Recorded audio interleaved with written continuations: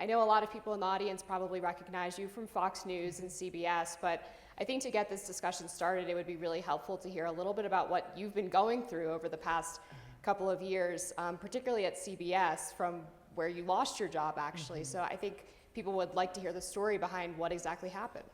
Well, good morning. I want to thank Jennifer and everyone at the Steamboat Institute team for having me here and for all of the quiet support I've received from you since I arrived yesterday.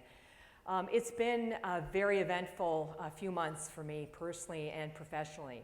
In February, on the 13th, I lost my job at CBS News. As a senior investigative correspondent, my position was terminated after I had won several awards for the network and I had been assigned to the Hunter Biden and Joe Biden investigation. I also lost my company health insurance. This was gutting for our family. We have a child who has a chronic medical condition and is a transplant patient, and this was known to CBS News executives. CBS also seized my reporting files, including confidential source information. We can talk more about how I was able to recover those files. And then finally, at the end of that month, I was held in contempt of court by a federal court in Washington for refusing to disclose confidential source information for a series of national security stories I reported at Fox News in 2017. That was just February and 19 days.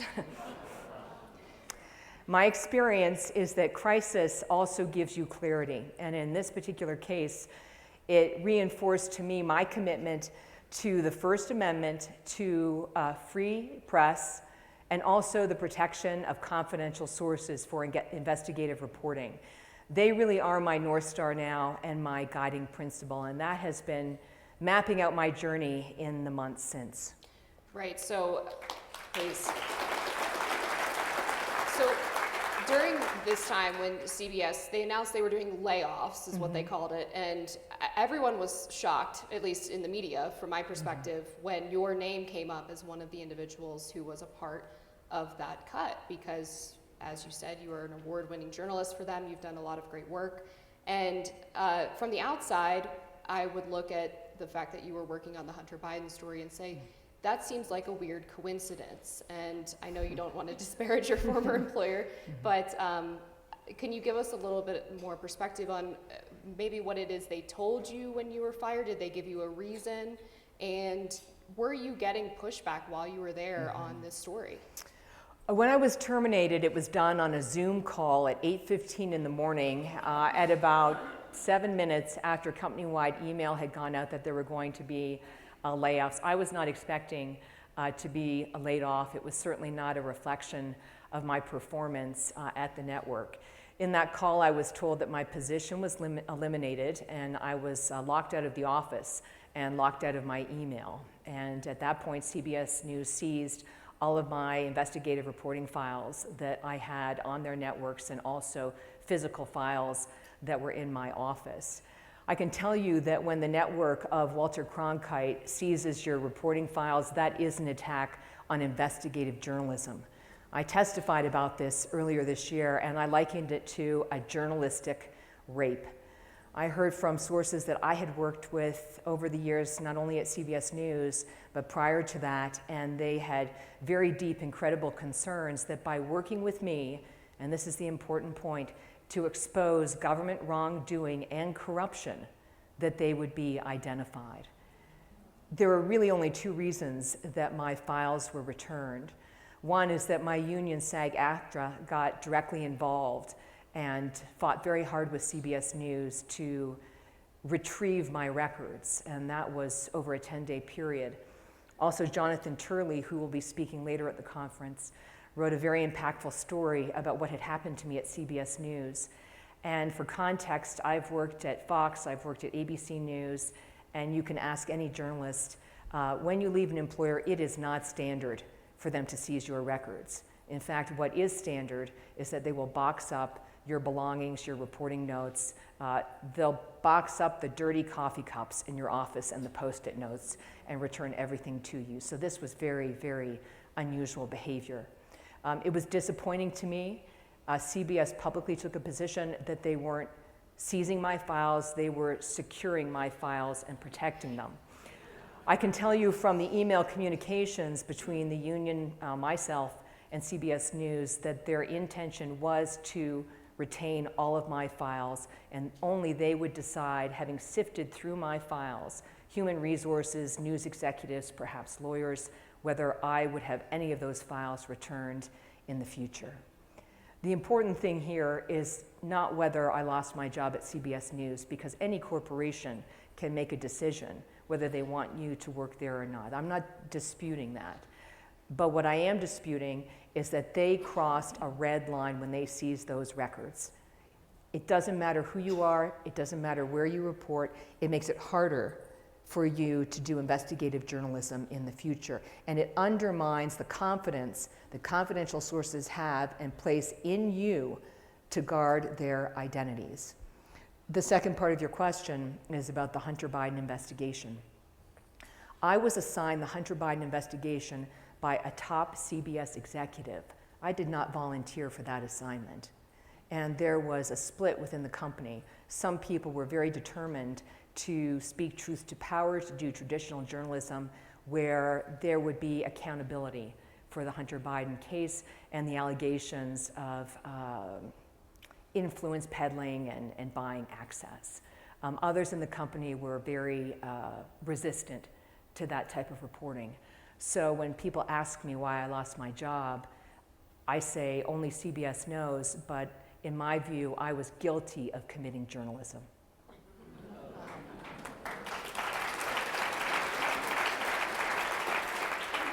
Let's move on to the lawsuit that you are currently embroiled in. This is based on reporting from when you were at Fox News in 2017. Now, you are a witness in a case, and because you refused to turn over confidential sources, you have been held in contempt of court. Lay the groundwork for us of the details about this case and your involvement and where it stands now. I'm very limited, I'm sure you can appreciate, because there's ongoing litigation on this matter, but what I can tell you is that this is a Privacy Act lawsuit. I am a witness in the case. I am not a party to this lawsuit. The plaintiff is suing multiple government agencies, including the Department of Justice, the FBI, the Department of Defense, and part of that lawsuit seeks the disclosure of my confidential sources. I was subpoenaed about 2 years ago to disclose these sources.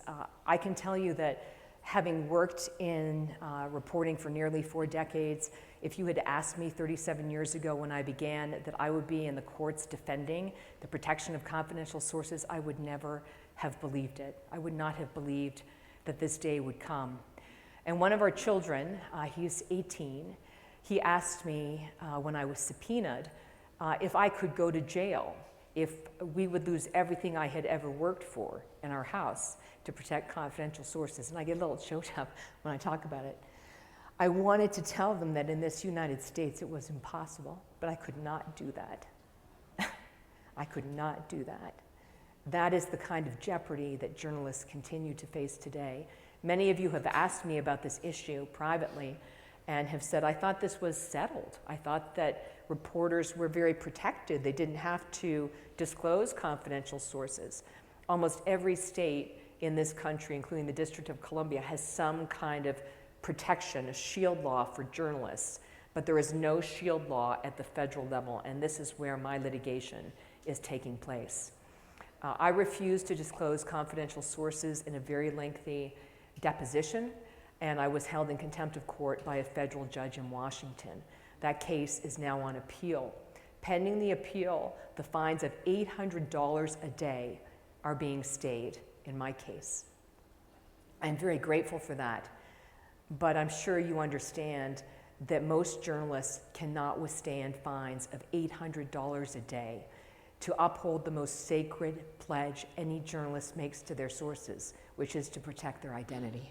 And let's get into that monetary penalty, that financial penalty, because in addition to being held in contempt of court and having to pay that $800 daily fine, a lot of journalists would not be able to afford even just going to court or affording a lawyer.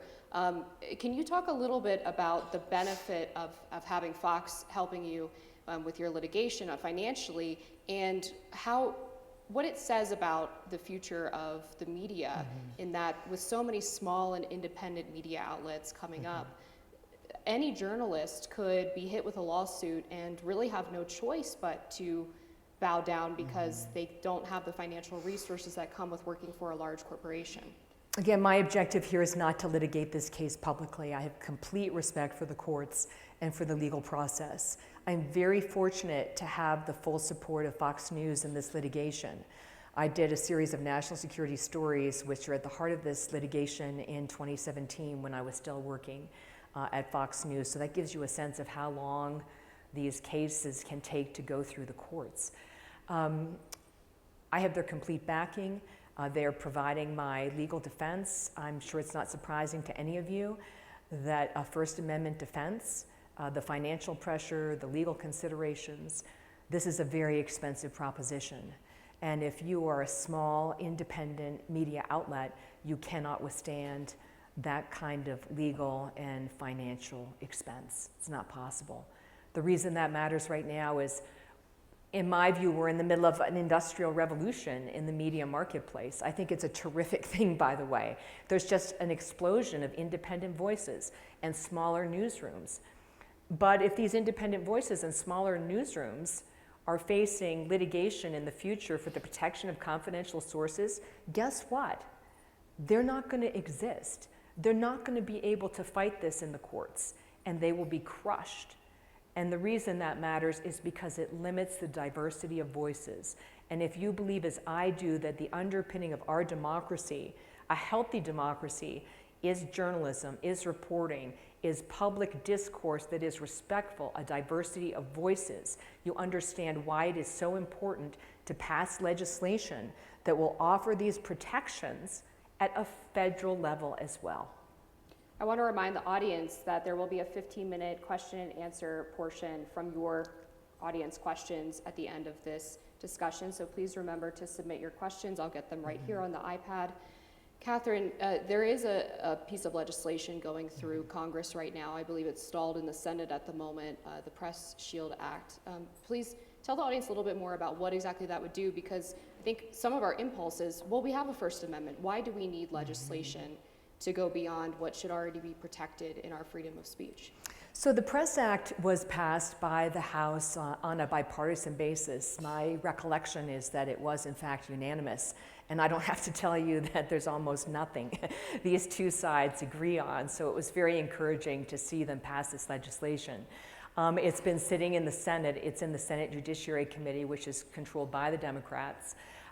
Many Democrats and Republicans in the Senate have voiced their support for this legislation, yet it has not advanced in that committee. I think you can join me in asking that there is action rather than just words to push this legislation forward. What it does is it provides a federal shield law. It limits the ability of the courts and the federal government to force reporters to disclose their confidential sources, but there are some common sense exceptions. For example, a threat of imminent violence or a credible threat to our infrastructure. This legislation also limits the ability of parties such as the government to go to phone companies, email service providers to get records which are kind of the breadcrumbs that can lead from a reporter to their confidential sources. In many ways, it's one of the most robust pieces of legislation for the protection of confidential sources, but I think significantly it also recognizes the way in which we see a journalist or a reporter is really evolving in this marketplace. It's not just credentialed corporate media, but it's people who gather information with a news gathering purpose on a regular basis. This is really encouraging to me because it's really broadening the umbrella. It's making it possible, again, for these smaller independent news organizations to really flourish, especially now on these platforms like X, like YouTube, like Instagram, like Facebook, where so many Americans are now getting their information on a regular basis. Are you allowed to talk a little bit about what the story is that is involved in the lawsuit, meaning what you reported on? Because I think people sometimes hear anonymous sources and they think so-and-so who's unnamed in a report badmouths somebody else, and the reporter publishes it because they want to make that person look bad. Obviously, what you're doing is far more investigative than that sort of scuttlebutt. So I think it would be helpful for the audience to hear what exactly that story was. I'm very limited in what I can say about this case, and I would encourage you to go to the public court record where you can read at length about the details of the litigation. Sort of a 30,000-foot level, I did a series of national security stories in 2017. It involved a school in Virginia that catered to military service members, and the plaintiff in the case ran the school. She eventually lost her government funding, which included tuition assistance and GI Bill funding, because the Defense Department found that she was a national security risk. I received information about an FBI Justice Department investigation, and the litigation is seeking to understand my sources or source for that information. The plaintiff is suing the government for this information and also the loss of her tuition money for that school. Thank you. And it's been 6 months now since you left CBS. What are you doing now? I understand you're still reporting, but now you have transitioned into this independent media that we're talking about. So I took a few months to educate myself about the marketplace, because the marketplace looks a lot different than even 5 years ago when I left Fox News and went to CBS. And what I'm seeing is that the traditional model really is almost collapsing. I think this may be the election cycle where we'll look back and say this really was the inflection point.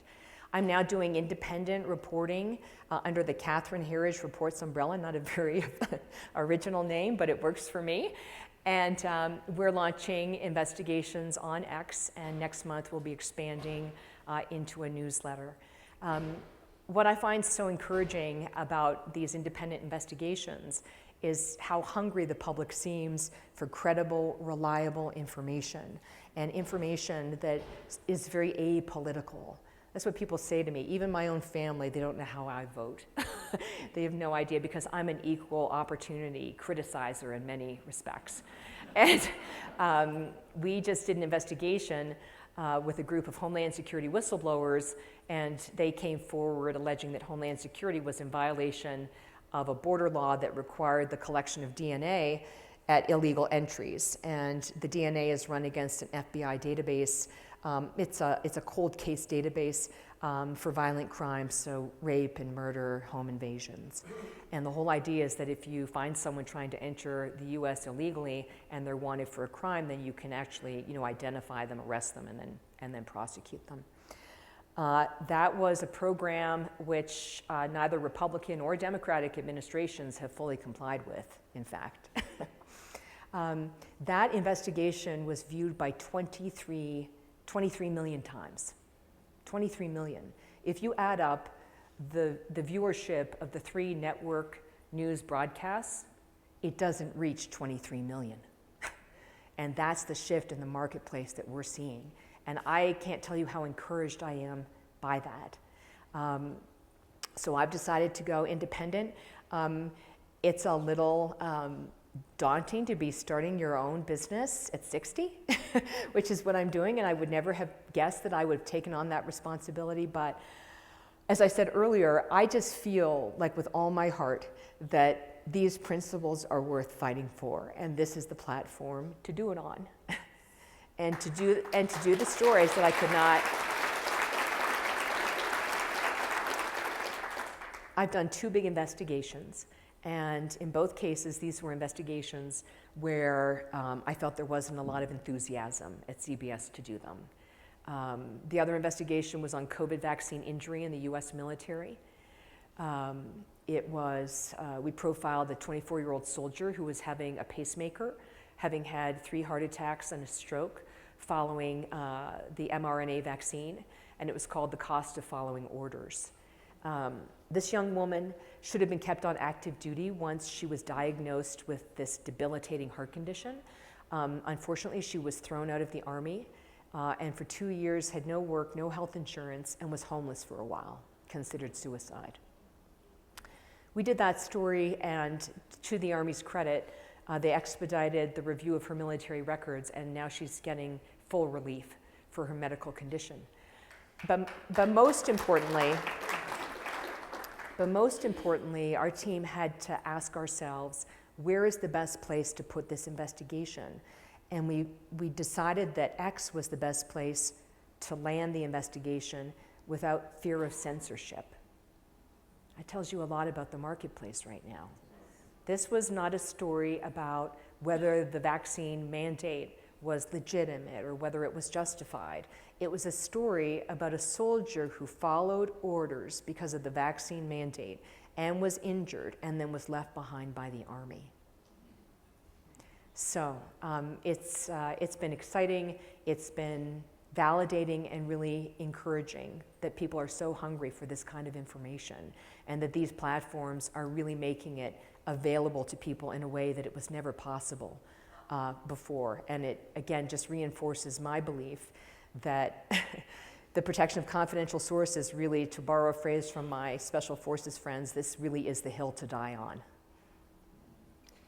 I think everything that's happened to you really over the past 6 months, from CBS's aversion to doing these investigations that you've now launched independently, as well as the seizure of your records and the lawsuit attempting to get you to give up your confidential sources, raises a very important question about what is the media now and how has it gotten this bad? I mean, you've been obviously in corporate media spaces for a long time.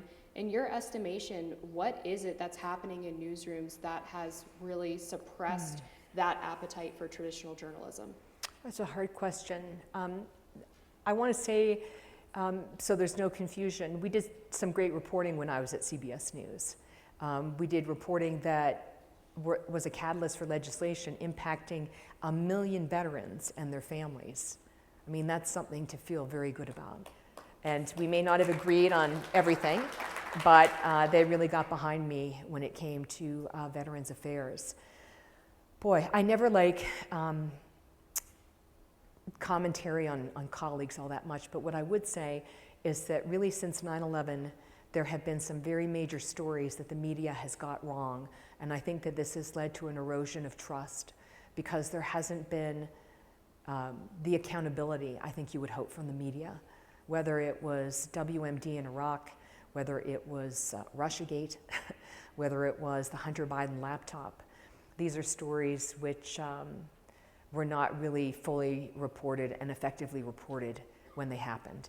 And I know my journalistic colleagues, I know many of them work with a very genuine heart to try and find the truth, but there has been a lack of accountability, and I think that really has undermined public trust.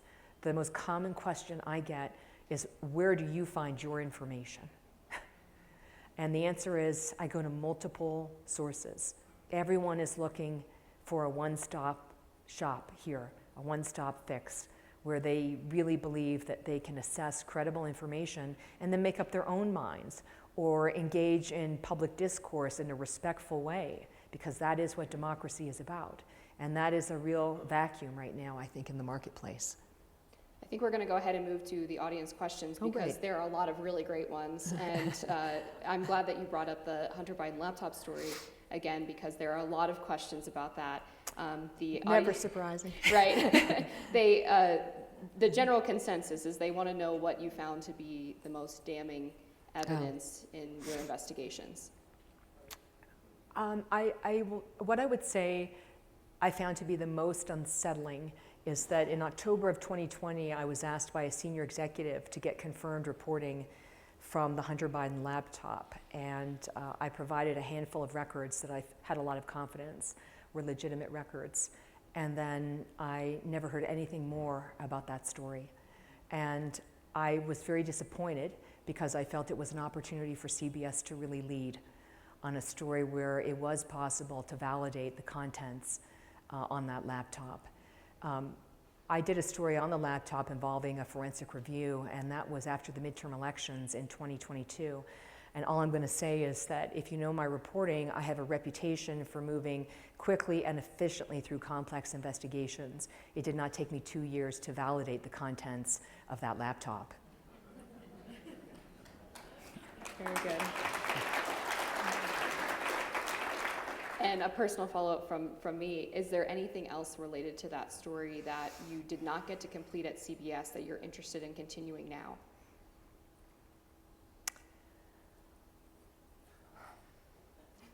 Yes. Excellent. Yes. Excellent. Yes. Yes. I think there's a larger question here about government influence and money, right?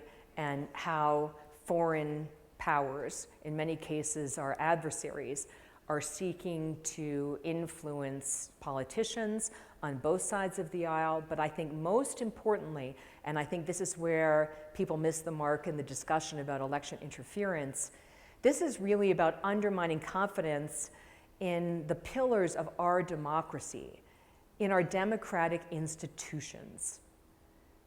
That's the goal of our adversaries. It's not necessarily that they want to see one candidate versus another candidate. They want us to be so confused about the credibility of our system that we start to diminish democracy. We diminish the courts. We diminish the electoral process. I'm sure you've heard the phrase, the only way to defeat America is from within, right? That's what this is about. And I think in the last decade, that's where journalism has started to really miss the mark. Election interference is not about a political party or a candidate. It's about really a cancer to destroy credibility and confidence in our institutions.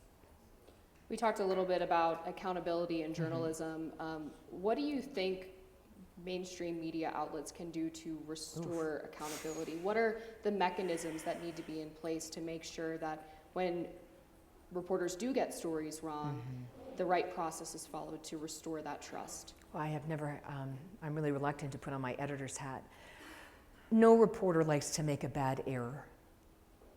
If you really believe in journalism and you believe in the facts, nobody likes to make a bad mistake. But you have to own that mistake when you make it. Sometimes mistakes are made because you just are dealing with imperfect information. I think an acknowledgement that stories develop and the information is imperfect, and you get additional information and you say, hey, wait a second, it's actually a little bit different than I thought. I think that would do a lot to restore the public's trust in the media. What I'm sort of seeing now is that the public has or invests a lot of trust in individual voices versus the corporation. So for example, maybe you've liked my work, maybe you'll follow me to another platform, but you may be following me to another platform because you've been watching my reporting for 3 decades versus you're following me because I came from CBS or you're following me because I came from Fox. So that's the thing that I'm starting to see. And so I'm reluctant to say, how do you fix this? But I just know that when you make a mistake or when you have new information that changes your understanding, you really have an obligation to share that with your audience. And that is why I'm such a big believer in documents. If you follow me on X or you followed me at Fox News especially, I was always sharing the documents so that you could do your own analysis, do your own fact finding, and be your own reporter and make up your own mind, because I know the American people are very smart and they sniff out BS, to use a term, very effectively. Some people are curious about your move to independent media and how it is that independent media actually works. How is it monetized, and what are the accountability structures in independent media? Do you have editors? Do you have researchers? What is the process for starting this new business? Well, it's not an easy process, that's for sure. And there isn't really a roadmap that anyone can point you to how best to monetize, except the general rule of thumb is that you need to have income streams from, you need to have different types of income streams. So you might be on multiple different platforms. You might seek sponsorship for investigations. You might seek advertising. Newsletters are very popular, as well as podcasts. So most people try and develop 2 or 3 revenue streams. In terms of how the process works, I can only speak from my own experience. I'm doing something a little bit different than most independent journalists. I'm trying to bring really traditional TV investigative reporting to the marketplace. We felt totally confident that we could do that on X without the fear of censorship, and that was extremely important. I can't underline that enough. I'm working with a very small group of people, We've known each other in some cases for over 2 decades, and we're a good fact check on each other. I can't emphasize enough how much care I take when I do my work. I'm very old-fashioned, that's what people say, but it works for me. And I like to have a physical file, so when I have a final script, I'm the one who's going through that and looking at the interview transcripts, looking at the documents, looking at the additional reporting that we've done, and I'm looking at it and I'm double checking everything. I'm putting in the time code from the interview for a statement of fact that's in the story. I'm always asking myself, how do I back this up? And if you work in national security, the equivalent would be, how do I red team this? Like, is it possible that I'm completely 180 degrees to where the facts are? So I try and red team what I'm doing. Is there a story or a set of stories that you're most proud of from your career?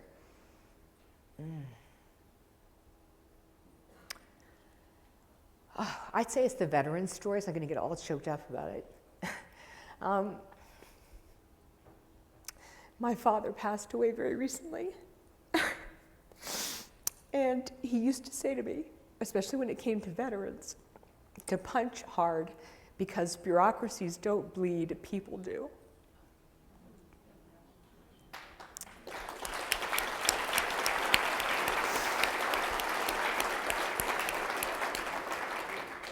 I live with someone who's been in the military, so I know what it means on Memorial Day weekend and Remembrance Day. These are not just holidays for people. When I was first married and we had a very young son, my husband took him to Arlington and he said, we're going out with some buddies to visit some friends, and they were gone really from early in the morning until 8 at night. And when he came home, of course, I was angry. You know, how do you keep a 2-year-old out all day? And he was sort of collapsed in the backpack, on his, sunburnt and everything. And he said we had a lot of people to visit. And that's when I realized that they were visiting all the graves of their West Point friends. So I would say the reporting that I'm most proud of is the reporting where we've really been able to open up legal avenues for veterans. I can't believe I'm crying, I'm so sorry, but where we've opened up avenues for veterans to seek legal recourse against the Department of Defense for misleading them about toxic exposure for decades. This is a legacy of exposure that's not only affected them, but in many cases they blame for children with learning disabilities, infertility, some unusual cancers. And then most recently, I worked with a group of veterans who were exposed to radiation after 9/11 at their base in Uzbekistan, which was a launching off point for classified operations into Afghanistan. And when I lost my job at CBS News, I actually asked them if I could stay to finish that story because we were very, very close. And they said, if you can do it in 2 days, you can stay. But of course, this was impossible. And General I've known for many, many years, checked in with me and for a morale check, see how I was doing. And I told him that I was very upset about this story because I felt we were so close. And he generously connected me with John Stewart, and John Stewart really picked up the baton for these people. And just recently, the Veterans Affairs Administration agreed to expand coverage for these veterans, 15,000 of them.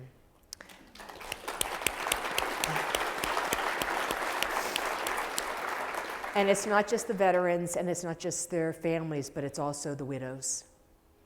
So many women who lost husbands and for 2 decades have been denied recognition by our government as to the extent of those exposures. And after the VA announcement, the first person I wanted to call was my dad. And he had died 3 days earlier. So, sorry. Thank you for sharing that. Yep. I'm sure he would have been very proud. Sorry, now I'm choked up. It's like a disease. Sometimes when you do a story, you don't always get a tangible change in policy. Right. So how do you measure success on those stories that don't necessarily have that really satisfying conclusion?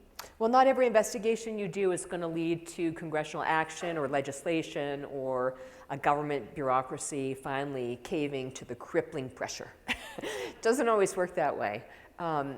But what I found over the years is that there is so much benefit to taking a group of people, whether it's whistleblowers or they're government people who've come forward or even just families, and giving them a voice where they feel heard and validated. People need to be heard and validated. And this can be very healing for them, even if the right thing doesn't happen immediately. I often see the right thing happen years and years later, but the immediate effect is that you're able to make a change for them, and that they don't feel so small, they don't feel so victimized, and for the first time they feel like they're taking the steering wheel, they're taking control, and it's not just them against the bureaucracy, because the bureaucracy is crippling for people, really crippling for people, and it's not always possible to turn that around quickly. A lot of people are curious about journalism schools and how they might have changed over the years and what impact that might have on the media market. Well, I haven't been in journalism school in a bit. I went to Columbia Journalism School, and I still think it comes down to the same basic principles I learned in, how many years ago is it now? 34 years ago. And if I can, I'd like to just share a quick story. Please. So I had a journalism professor called Dick Blood. That was his real name. And he was a city editor at the Daily News in New York City in the 70s when, there was a crime on every street corner. And Dick Blood had been, I don't know if he'd been orphaned, but he had been adopted as a very young child. And he really picked himself up by his bootstraps and had joined the Navy and then decided to get into journalism. And in those days, the city editor had a desk in the newsroom, and each reporter would come with their notepad and say what they had, and he would say, okay, so that's your headline, you need more information or more detail here. So he was told he was getting a new cub reporter, and he instantly was upset because it was the daughter of a board member at the newspaper. And this really rubbed him the wrong way because of his kind of picking himself up by the bootstraps mentality. And the story goes that she showed up for work in a fur coat, and he said, I have just the story for you. There's a quadruple homicide in the Bronx. So maybe it's the first time she's ever ridden the New York subway, but she goes up to the Bronx, takes forever, and maybe it's a little mythic, this story, but I'm just relating what was related to me. And it's pouring rain, and by the time she gets back, she really does look like a dead animal in this fur coat. And she has her little notepad, she's going through it with him, and she gets to the end, and he leans across the desk and he says, how many bullet holes were there in the windshield? She's like, I have no idea. He goes, back to the Bronx. So he sends her back to the Bronx again, and now apparently it's dropped 40 degrees and it's freezing outside, and by the time she comes back, she's now got sort of a dead animal with icicles on it. And she leans over the desk and she says, there were 4 bullet holes in the windshield. He goes, now you got a story. Quadruple homicide, bloodbath in the Bronx. And he used to say to me that detail really matters in good reporting. And being there on the ground really matters in good reporting. And talking to people and developing a beat really matters in good reporting. The technology is amazing today. But in some ways, I feel like the technology has never been better and the reporting has never been worse because it lacks these basic qualities. The in-person contact, really developing sources, being on the ground, talking to people, having that detail. So I can't really say what journalism schools are teaching today. I gave a scholarship to Columbia University for national security reporting, so I really believe in national security reporting, and I trust that they're making, great use of that scholarship. How do you decide what stories are worth pursuing? We talked about how you retain some level of accountability and independence by going to source documents and talking to multiple people, but how do you take that initial step to say, yes, this is worth tugging on this thread?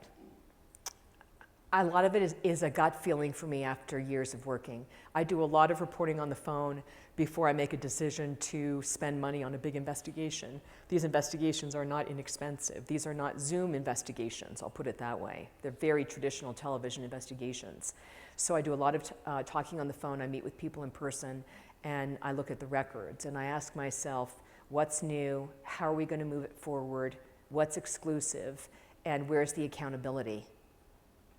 And I've got a couple of things up my sleeve in the next couple of months, which I'm not going to get into right here, but they really focus on issues of accountability with the current administration and policy decisions that deeply, deeply impacted people that we have worked with on major projects internationally. And you just start to have a sense of the story that's going to drive it forward, the story that is not being told, for example, like the whistleblowers from Homeland Security. That's a story that really should have been told long ago, but I had to wait several years to tell it finally on X. We'll close it out with one final question okay. for the young people in the audience who are interested in pursuing journalism careers. What is your best piece of advice or pieces of advice for them? Oh, goodness. You know, journalism, one of my great love affairs in life has been journalism. It's just, I'm a curious person. I think the facts have a power all their own, and it will take you to places that educate you in ways that are completely unexpected. But it's a profession, okay? That's, I think, what some people miss. It's a profession. And you need to have an open mind, open eyes, and open ears. And you also need to recognize your own baggage that you may bring to the table in each one of these stories. It has been the most rewarding thing I could ever have done. And it's really infused almost everything I do.